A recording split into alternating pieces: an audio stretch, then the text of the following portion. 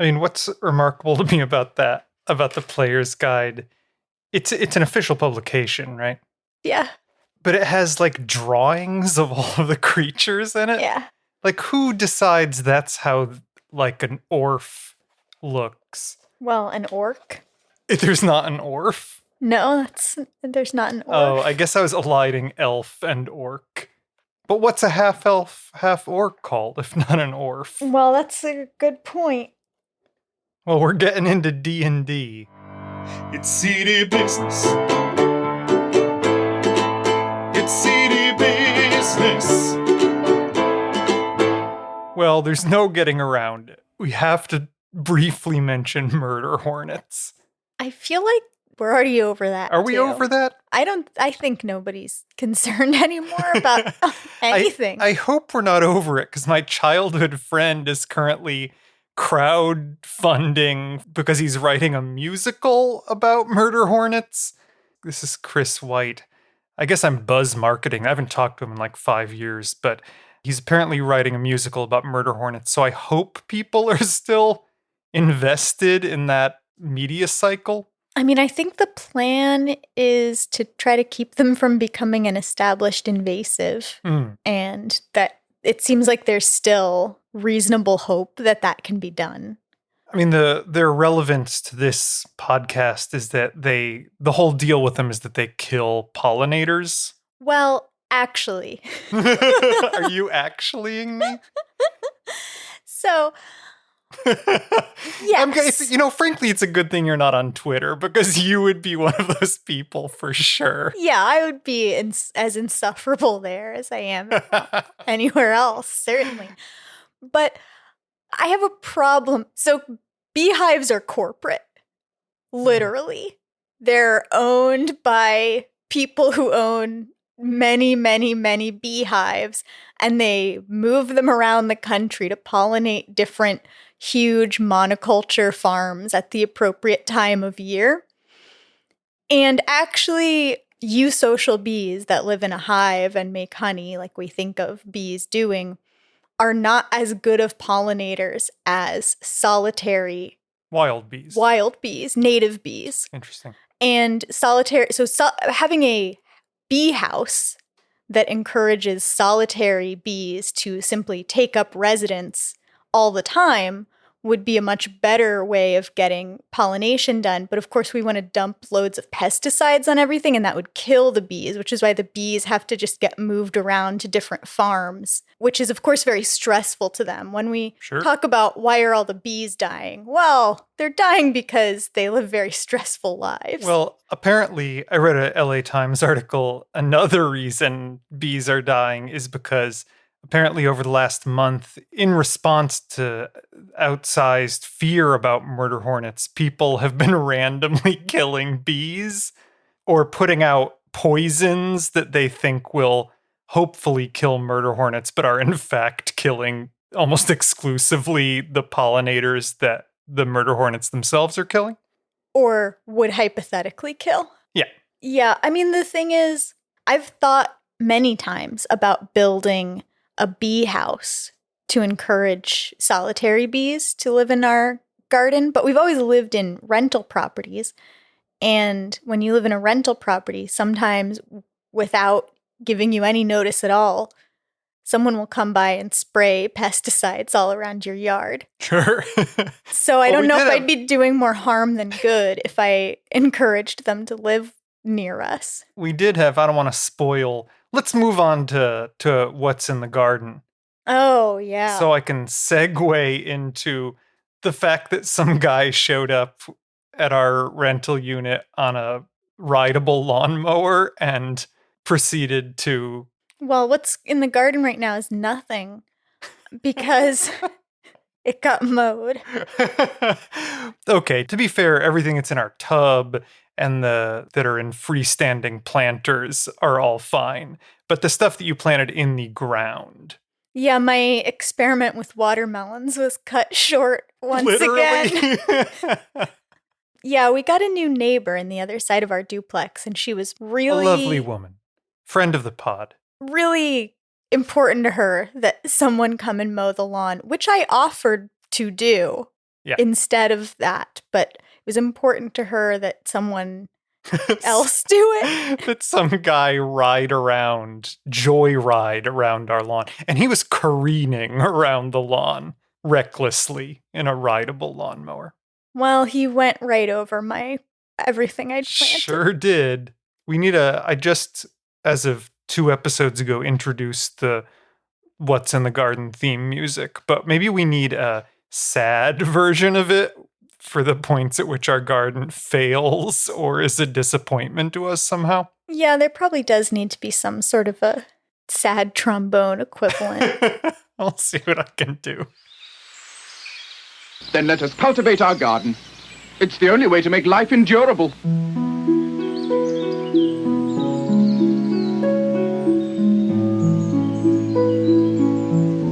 What's in the garden?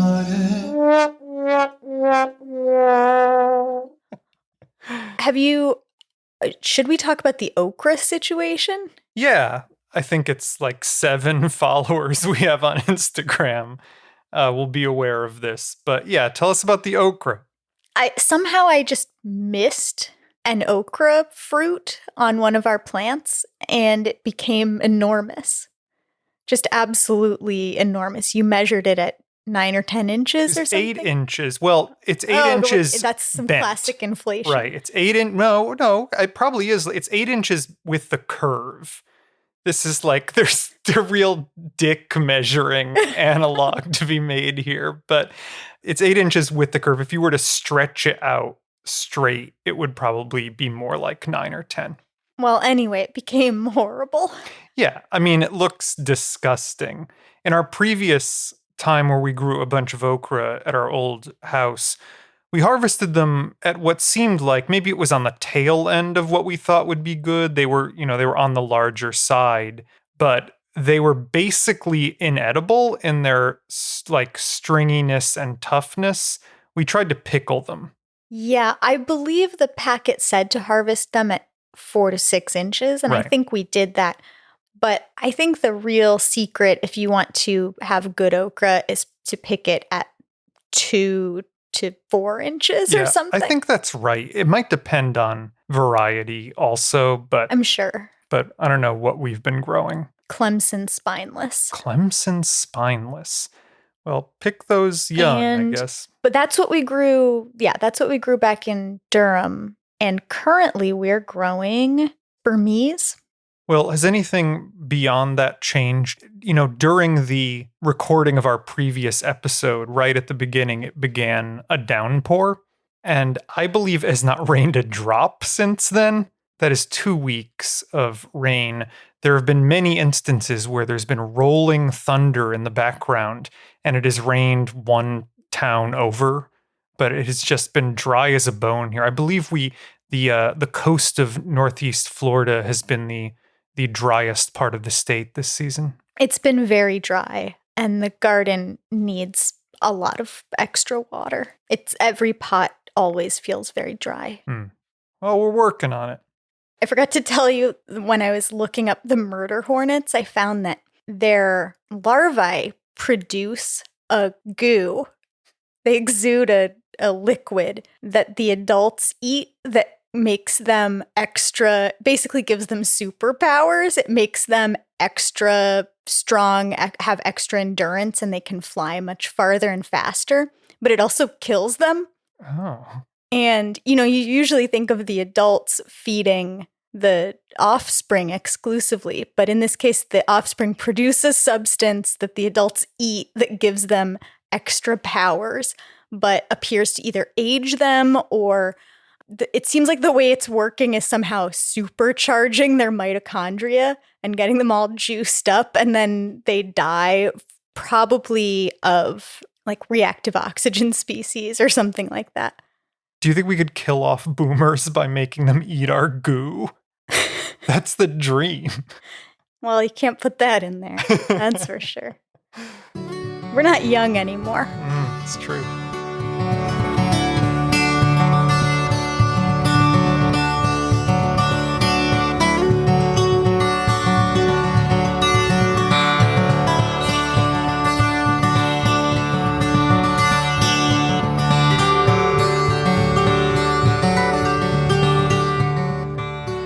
few episodes back, we looked at a catalog called Seeds from Italy, and we talked about how maybe it would be interesting to do more deep dives into seeds from other world regions as well. We said we would take a tour around the world. The seed catalog we thought we would look at today is Kitazawa Seed Company. And I should have allowed you to say that because you have spent time in Japan and studied Japanese, and I've not done either of those things. But is that how you say that? Yeah, that's fine. Kitazawa. The Kitazawa Seed Company is out of San Francisco. It's out of Oakland, actually. And the claim that they make, they're founded in 1917, is that they're the oldest Asian vegetable seed company in the country. Their catalog is, how do you describe the aesthetic of it? It's printed on a nice but smooth light yellow paper with green ink. And the illustrations are hand-drawn. I'm not quite sure how they're... Some of them might be photographs that have been somehow manipulated into looking like an engraving. Mm. But some of them look like they really are etched plates, maybe. I think it's a distinctive looking catalog, certainly among those we've seen thus far. It seems to me like the customer base might be like larger companies or farms or like not us, potentially. Maybe, but they have recipes in the back. They do, and that's a charming element. I'll just say and we'll look at that. You know, on the topic of who their customer base is, I will say that on the front page of their website, they have a segment at the top that says, if you want to fill the shipping container that we send this in to maximize what we can send you in one shipping container, here's how much various amounts of seeds weigh that will still fit in a medium flat rate box, or a large flat rate box, or a regional A box. And they'll say things like, this is estimated to hold 6 pounds of mixed varieties of small seeds, or 3 pounds of cilantro seeds, or 4 pounds of beet seeds, or something, which seems like way more, like once you're measuring your cilantro seeds in poundage, it seems like must be a pretty big operation for that to be a concern. A person with a big garden would use all those seeds for sure. You think so? What do you think the largest seed order that you've ever made, how much is it weighed? Well, I don't know how much it. I mean, that's an weighed. unanswerable question, but what would you guess? Well, I ordered a pound of basil seeds. Did you? Yeah. So probably that one order. Wow. Okay. Well, I stand corrected. Yeah, you know why we have so much basil? Well, I appreciate that they make an effort to tell you how to have your seeds most efficiently shipped to you. That's a nice little touch. But to go back to what you were saying a moment ago, yeah, the catalog does end in a number of recipes. I thought we might read a couple of them, maybe after we read some descriptions. Okay. So the categories we thought we would focus on for the readings today are, first, cabbage. This catalog purports to have a wide swath of Asian vegetables, but it is Japanese in origin. And as I look through these, the bear's share of descriptions say this is a Japanese X, Y, or Z. But the cabbage section is extensive. They have a sort of a general cabbage section. They have a Chinese cabbage section. And then they divide the cabbage section into, by head type, they have a fluffy top type and a loose head type. And then a section that just is labeled head type. So it's hard to know what to make from that. Well, I think the head type probably forms a really compact head. Like what you would, if you went to the grocery store down the street and just bought the thing that looks most like a cabbage to you, it would be the very round, tight, leafed one. Sure. I think when discussing broccoli in the past, talked about the distinction between tight and loose head and what might be good about both. I think I'm a loose head guy, actually, which I think might be in the minority. Well, wait, are we talking about cabbage here? Well, I'm talking about broccoli for a second, but I don't know whether I prefer loose or tight cabbage heads. I think it's about your application. Okay. Well, let's read some of these. Okay, well, I'll read this first. The first entry in the cabbage section, which is Red Acre. Red Acre is a popular variety grown as microgreens and baby leaf production because it adds color and variety to any micro mix. At a very young stage, the stems have a violet color and green leaves. When grown to full maturity, it is a small, compact, short-stemmed heading plant that produces hard, round, deep, red-purple heads 5 to 7 inches in diameter. These heads weigh from 2 to 4 pounds, resistant to yellows and splitting. Heads are solid in early stages and have good uniform color. I wonder if cabbage is like green beans, where sometimes they're purple, sometimes they're green, right? There's like purple and green cabbage. But then if you cook it, it all becomes green. I think it certainly becomes less bright. Yeah, that's definitely true. And my experience with cabbage, I'll have you know, is there's a period of time in grad school where I was experimenting. This was my first year when I lived in that efficiency that cost $300 a month, utilities included. And I didn't have any money at all. And I was boiling cabbage and onions for a bit. Gross. just boiled cabbage. Yeah, and onions. boiled cabbage and onions.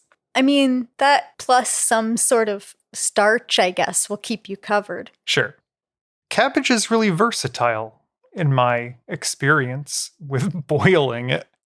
Well, yeah, if that doesn't prove it.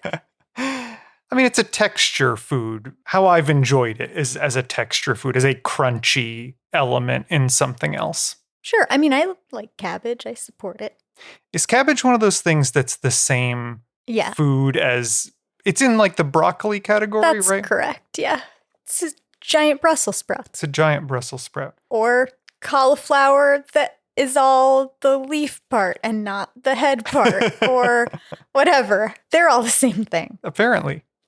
Actually, I'm going to read the introductory paragraph to the Chinese cabbage section because I think it speaks to what you were saying earlier. Okay.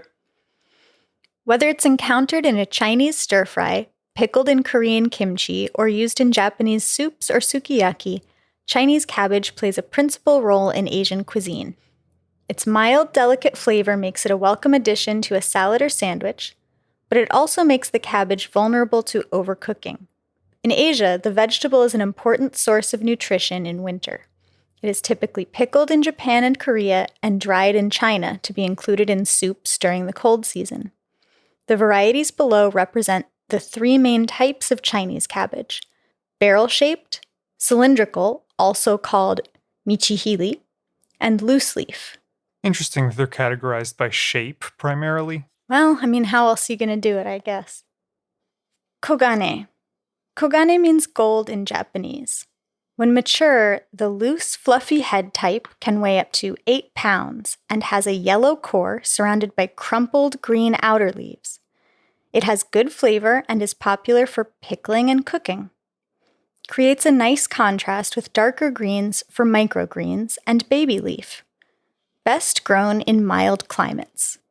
The idea that leaves can come pre-crumpled interests me. I think of crumpling as an act that humans have to perform on things, but I guess the leaves are pre-crumpled in this case. Well, or rumpled or puckered. Anyway, that sounds pretty good. I think I've come out in favor of loose heads before, in that the looser the head, the more sauce can infiltrate. That's my position.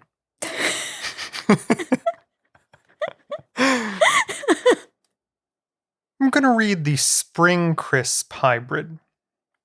Spring Crisp barrel heads have a weight of approximately 5 pounds. Is an excellent variety for kimchi pickling. Head are dark green external color, bright yellow internal color.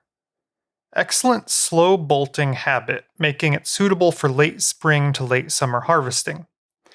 This early maturing variety has good field holding ability with an intermediate resistance to club root and is less susceptible to internal black specks. I don't know about these cabbage diseases. Yeah, I don't either. You imagine a thing being less susceptible to a fungus or some sort of virus, but being less susceptible to specks. Well, I'm sure that that's the name of a disease. Internal black specks. I don't know, it's not a don't know. proper noun here. Also, when they advertise intermediate resistance to something, it makes me think, oh, they get that thing a lot. That's one case where I don't think that's true. I think it probably really does mean what it says, that it is less susceptible than some varieties, but not as resistant as some varieties either. I generally take that claim at face value. It's positioning it within their range of options, although none of them are going to say has poor resistance to club root. You just have to infer that. Yeah, maybe. If you know club root is a problem for you, then get one that says high resistance to club root. So it looks like the actual cause of black speck is unknown, but it's What a mystery. yeah.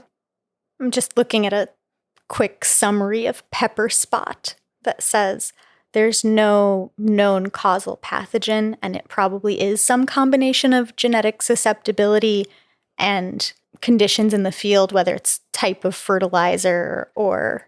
That's how I explain my depression, too. But... Yeah. All right, to finish up with cabbage, I'm going to read the single Korean cabbage that they have. And incidentally, I've tried my best to do my due diligence in looking up the pronunciation for these things. The most helpful article in terms of pronouncing this Korean cabbage correctly is a think piece written. It's published on CNN by a Korean woman whose last name is B-A-E. And the piece is about how the internet hijacked her last name in terms of like, Bay caught me slippin' or whatnot. But anyway, it's pronounced Bay.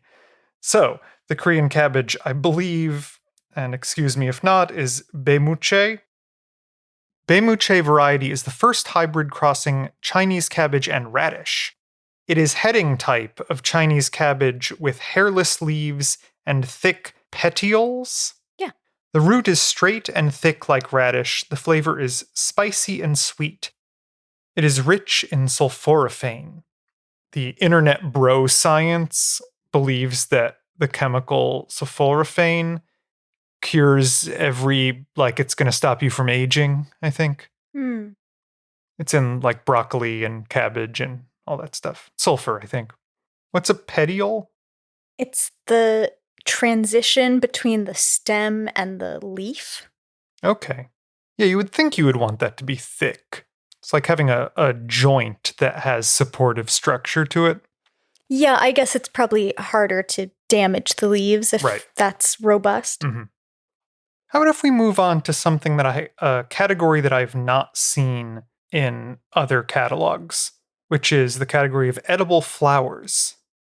I have been served salads that have included edible. That's how you know it's a really bougie salad, when it has edible flowers in it. Do you agree with that? Well, how many times do you think I've served you salads that have flowers in them? 4? I would say many. Really? Yeah. Wow. But I guess you've forgotten. Well, I don't know that I've forgotten as much as have I known that they were. Have I known that's what they were? I think so. I mean, we've had nasturtiums and borage and stuff. Wow, you fancy. From small-scale growers who are looking to get the greatest variety out of their garden to commercial growers focused on pollinating crops more efficiently, flowers are a welcome addition from the garden to the field. Edible flowers offer a dual benefit of attracting pollinators, as well as adding flavor and visual contrast to cooking. Nasturtiums are popular additions to salads with their bright colors and slightly peppery flavor. Our seed mixtures are created with both the pollinator and the chef in mind, to offer diverse combinations of textures and flavors. I'll read their Dwarf Jewel Mix. Dwarf Jewel Mix variety are used as microgreens. Leaves are green with light green veining and slightly scalloped edging. Flower mixture of singles and doubles, and shades of red, pink, yellow, and orange. Mature plants are compact with round green leaves. Can I read the edible flower mix? Yeah. Fragrant, colorful, and flavorful addition to the garden, the edible flower mixture includes borage with a cucumber-like flavor, cilantro with its tangy, fresh flavor and aroma, nasturtium, whose bright yellow, orange, and red blooms have a spicy, pepper-like flavor, calendula, which has a yellow-orange flower and a mild, peppery flavor, cornflower with its bright blue flower and mild taste, Dianthus wee willy, a tiny pink flower with a clove-like flavor, onion-flavored chives, lemon mint, which has a strong mint flavor, pansy and Johnny Jump Up, both with brightly colored flowers with a mild, slightly sweet flavor, licorice-flavored lavender hyssop, and English daisy, also a lovely flower with a sweet, mild flavor. I mean, that's a lot. That's a lot of different seeds in that mix for sure. So, cornflower. Is that the flower of corn? It's not. Oh, okay. What is it? I don't know, it's like a blue flower. Okay. It's delicious, apparently. Just for good measure, I'll read the Empress of India nasturtiums as well. Also known as Indian cress, garden nasturtium Empress of India is beautiful as microgreens. Leaves are blue-green edged with maroon color with pink stems. Empress of India at full maturity has dark blue-green leaves and crimson flowers. Plants are compact, about a foot tall. Let me finish up the edible flowers with the honeybee mix, as they will soon be extinct either by our hand or by the murder hornets. This mixture is a custom blend of nectar and pollen-producing flowers that attract honeybees, comprised of edible herbs. It includes borage, chives, sage, basil, lemon mint, catnip, oregano, and creeping thyme. Creeping thyme. We should grow catnip. Here's the thing though, if you grow catnip outside, you end up attracting a bunch of cats. Oh, we already have that villain cat who sits on my car. Yeah, Lucy will be furious if we have a bunch of cats coming around. All right. Well, if we can't grow drugs for her, we should grow drugs for us.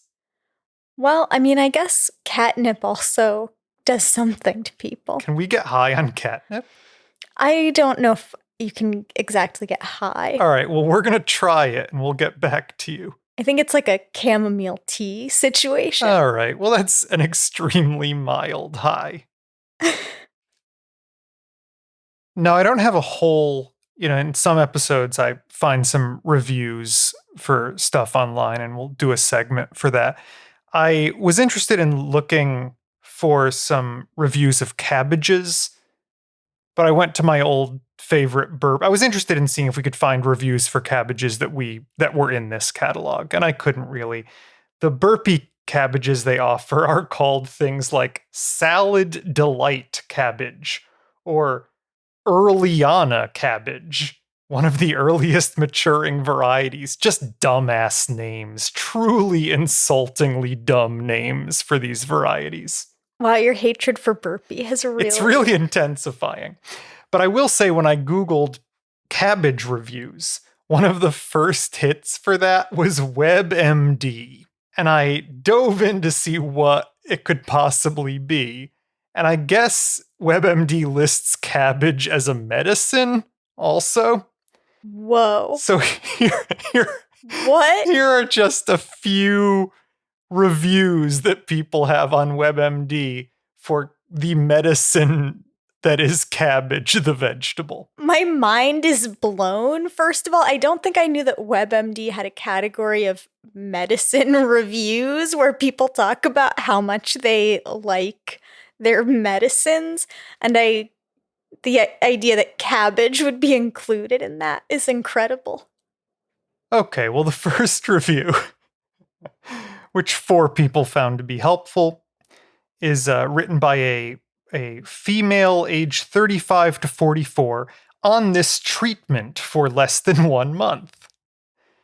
She rates it 5 stars in effectiveness, ease of use, and satisfaction, with the comment, used to help heal gastritis, and it's been amazing. Probably the best product I've ever used for gastritis.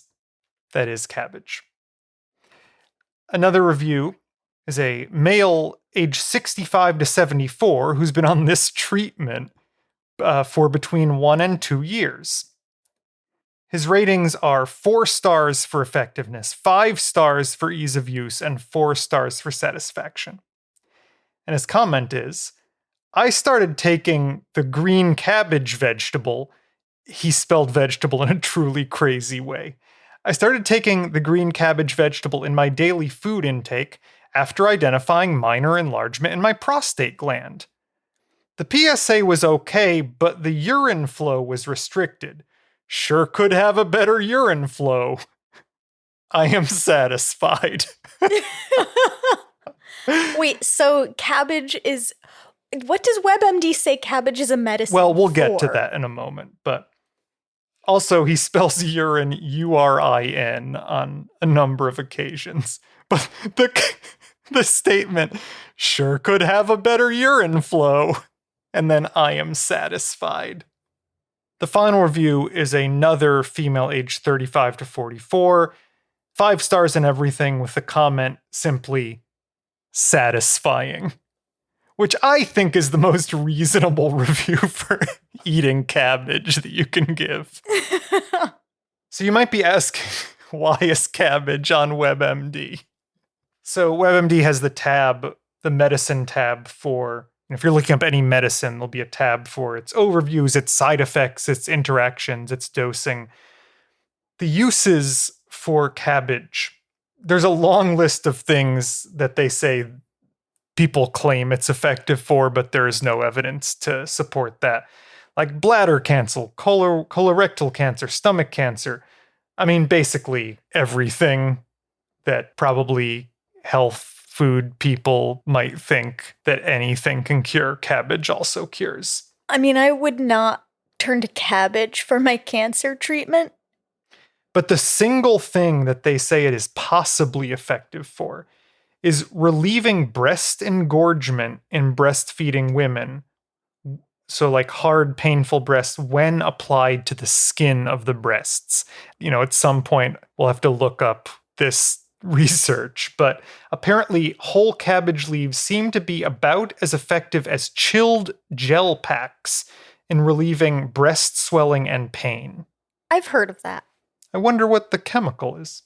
But none of the people reviewing cabbage as a medicine on WebMD are reviewing it for the thing that WebMD says it's effective for. Like, it's not listed as a gastritis treatment. Right, not at all. Okay. On the side effects tab, it reads, cabbage is likely safe when consumed in food amounts. It is. Wow, they're really taking no They're hedging, chances. yeah. It is possibly safe for most people when taken by mouth in medicinal amounts, or when applied to the skin short term. Some people have reported pain and burning sensations when applying cabbage to the skin, but this is uncommon. The dosing tab. You might be wondering how to dose your cabbage correctly. For enlarged and painful breasts during breastfeeding, cabbage leaves are prepared by stripping out the large vein of the cabbage leaf, cutting a hole for the nipple, and then rinsing and chilling the leaf. The chilled cabbage leaf is worn inside the bra or as a compress under a cool towel until the cabbage leaf reaches body temperature, approximately 20 minutes. This procedure is repeated 1 to 4 times daily for 1 to 3 days. I'm sorry, they implied initially that it was an unchilled cabbage leaf. If it is a chilled cabbage leaf, then how are they saying that is as effective? Well, of course it's as effective as a chilled other compress. It's a chilled thing. Yeah, that's right. This is outrageous. I mean, but I think it's the way on classic TV, if someone gets punched in the eye, they'll use a bag of peas or more likely a T-bone juicy steak Yeah. and put a raw steak on their eye. Wow. That's so gross. Can you imagine doing that? Pre-ice packs, I guess. I would definitely Gross. listen. It's definitely a coronavirus risk to put a raw steak on your eye. Well, that's probably true, yeah. The dangers of putting raw meat on your face. In particular, making sure it makes as much contact with the mucous membrane of your eyeball as possible. Yeah, I guess there just wasn't anything people could use as a cold compress. They had to use food. Only food would be soft enough and have enough thermal mass to work as an ice pack. Well, WebMD is too cowardly to say it, but this podcast medically advises you, if your nipples are sore, to cut a hole out of a cabbage leaf, chill it, and apply it to your breast. It sounds like more work Yes. than having a gel pack. For sure. This podcast provides no medical advice All whatsoever, right. other than the advice to not rely on cabbage as a sole treatment for your cancer. I feel like that's pretty sound. All right. We can all agree on that.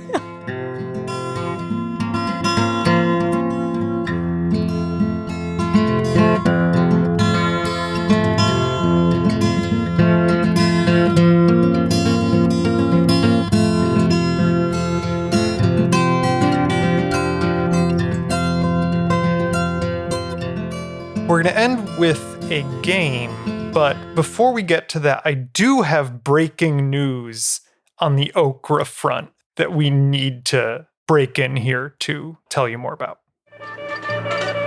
We take you now to the scene of another fast-breaking news story. Well, in the process of looking up the variety of okra I was growing, which is Burmese okra, I read the following in the seed description. 9 to 12-inch slender pods are curved and virtually spineless. Pods mature from light green to creamy yellow-green. At 10 inches long, they are tender, sweet, and spineless enough to be eaten raw or added to salads. Pods are less gooey than other okra. So this seed description is saying we actually should have eaten that enormous 9-inch okra. Yeah, we need to have a segment on our show where we correct ourselves from earlier in the episode. From the same episode, not the previous one. Or that. But so yeah, eat your big ass okra. I don't know what Well, I think we should let one get big and try it and find out. Because I don't know why those big ones we tried to eat were so terrible previously. I believe this is a lie. Because every article I've read on okra says to pick them when they're still like 3 inches long. Or not every article, but the things that I've decided to trust since the previous okra debacle. All right, so we'll report back on that. So I think I'm ready for another installment of our now classic segment. What the fuck is that? What the fuck is that? Yeah, that's right. What the fuck is that? What do you got for me? Okay, well, today's game is Marvel character or vegetable. Okay, good. Wow, we're really getting into the zeitgeist now. And I know that you know even less about Marvel characters than I do. That's absolutely true. Yeah. I don't think I'm hoity-toity about it, but I've always been extremely turned off by I've read comics, like I've enjoyed like Fun Home and comics that are not superhero based, I guess, but my brain just fucking turns off with superhero shit. So what are the rules? So I'm going to give you the names of two things, and you tell me which one is a Marvel character, and which one is a vegetable, and then also take a guess as to what kind of vegetable you think would be named that. Do we want to establish which is which first, and then I'll guess what kind of vegetable it is? We'll do it in a 2-step. Should I also guess manner. what kind of superhero it is? Well, then I would have to look up what kind of Okay, superhero we won't worry about that. these are. So, Crimson King and Silver Queen. There's no way to know. Yeah, it's not very fair. I'm going to go with Crimson King is a superhero and Silver Queen is a vegetable on the grounds that crimson blood and there's some like maybe implied violence in that. Okay. Well, you are correct. Hey. I guess I should have gone with my alternate pick, my alternate pairing for Silver Queen, which was Silver Centurion. Which is also I guess more a martial. superhero? Yes, that's also a Marvel okay, superhero. wow. But I guess Centurion sounds more violent as well. So maybe on the same reasoning you would Sure, have gotten sure. there. Yeah, so Silver Queen is a vegetable. And I should guess what that vegetable is. Yes. And actually there's more than one type of vegetable that has a variety called Silver Queen. I mean, I struggle to imagine any vegetable we would eat that is silver in color, but maybe something that has a shimmer to it. I'm going to say an eggplant. Oh, that's a nice guess. The two that I was thinking of were an okra and a corn variety Okay. that are both called Silver Queen. All right. And I just looked up Crimson King. He's a character created by Stephen King and the primary antagonist of King's 8-volume Dark Tower series. He's the ultimate ruler of the red and the archetypal embodiment of evil in Stephen King's fictional multiverse. So, whatever. I mean, all of these are equally unfair, actually. Well, that's great. Let's go. All right. How about Flame Star versus Fire Star? Again, there's truly no way of knowing.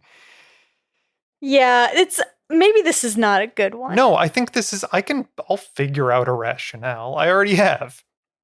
Flame Star is the superhero and Fire Star is the plant. On the grounds that I think Flame has it's fire, but with more kinetic energy, I guess. I mean, it's a cooler word, right? It Sure, sounds yeah. cooler. But actually, Flame Star is the vegetable in this Okay. case. Okay, so I'm going to guess it's a pepper. It's a cauliflower. What? Yeah. Well, I don't know why that would be. But I will tell you, I've just looked up Firestar. Firestar is a fictional mutant superhero. Debuting in 1981 on Spider-Man, has the ability to generate and manipulate microwave radiation, allowing her to fly and create intense heat and flames. Flame Star is an orange cauliflower. Oh, that's neat. Yeah. How about this is a classic for us. Beef and Big Beef. That's. I mean, I mean, those are terrible names for either. I mean, the thing is, okay, they're both terrible, but Big Beef is at least a thing. Like, that makes more sense as a superhero name and as a vegetable. Just beef as the name of a human being? or a vegetable. I guess there's like, I don't know, in Achewood, roast beef as a character is colloquially referred to as beef. Sure. All right, I'm just going to go with beef as a Marvel character and Big Beef as a plant. Yeah, you got it. Wow. Who the fuck? Well, you tell me first about Big Beef, tomato. Yeah, absolutely. It's a tomato. Okay, like a beefsteak tomato. That's But correct. more intriguingly, Beef was the super strong member of the Hellions, a team of adolescent mutants formed by the Hellfire Club's then White Queen, Emma Frost, joining the team shortly before the Hellions clash with the New Warriors. So, if that's illuminating at all, he was killed by a time-traveling Trevor Fitzroy during the villain's assault on the Hellfire Club, but recently, Beef was revived with an alien techno-organic virus. Wow. It's quite a tale. He's 6'6", 250, so beefy, certainly. He's a beefy boy. That is wild. Okay. How about Black Bolt versus Black Sea Man? Well, one has man in the name. So I feel like you're trying to lead me down a path with this. That it would seem to be too obvious that Black Sea Man would be a man. So I'm going to say that's the plant just on that rationale. Although the idea that Black Sea Man is a plant doesn't make any fucking sense. But Black Bolt, I mean, Bolt has the thing going for it that Flame does, which is sort of the kineticism. So Black Bolt is the superhero. Sea Man is a vegetable? Yeah, you got me. I did try to lead you astray there.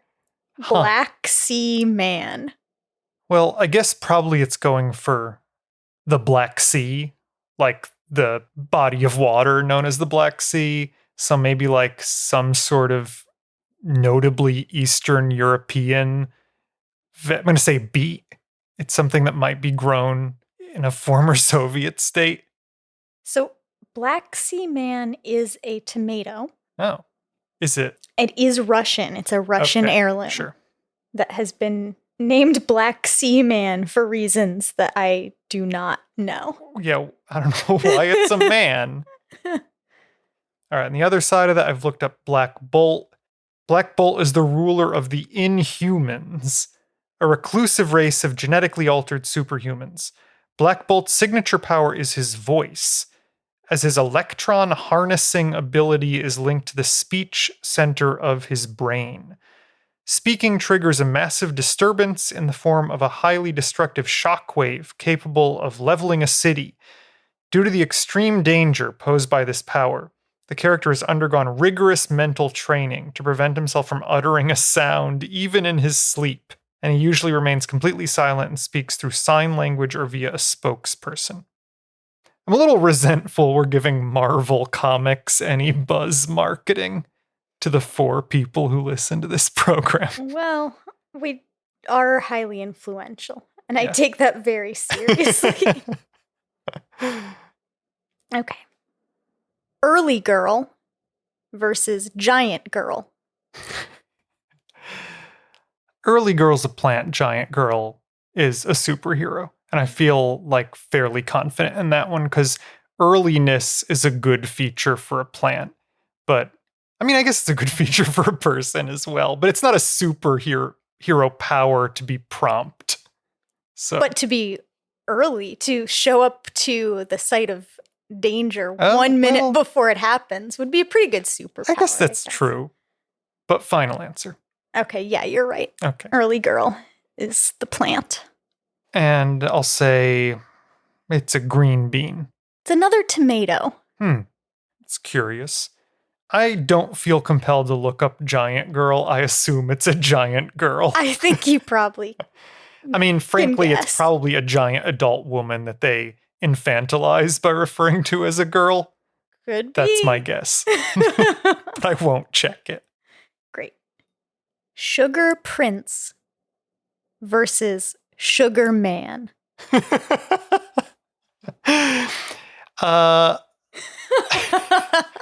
Well, this is very dumb, but I'm going to say Sugar Prince is the plant and Sugar Man is the superhero because every superhero is like something man or something girl.